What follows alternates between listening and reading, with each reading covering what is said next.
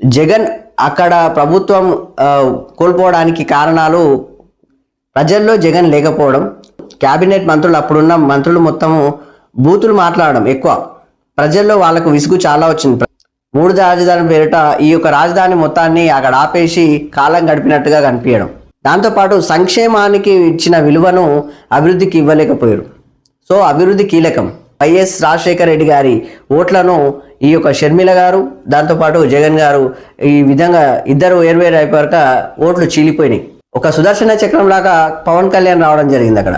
ఈ యొక్క చంద్రబాబు నాయుడిని అరెస్ట్ చేసే వరకల్లా ఈ యొక్క వ్యూహాత్మకంగా ఒక కుంభస్థలం బద్దలు కొట్టేటట్లుగా ఒక పెనుమార్పు సృష్టించే విధంగా ఒకటేసారి పవన్ కళ్యాణ్ ఎంట్రీ కావడం, బీజేపీ, టీడీపీ, జనసేనను కూటమిగా ఏర్పాటు చేయడం, ప్రభుత్వ వ్యతిరేకత ఓట్లు ఏవి చీలిపోకుండా అన్మాతం వీళ్ళకు ఓట్లు పడిపోయినాయి. ఉండుగుతగా వేసినట్టే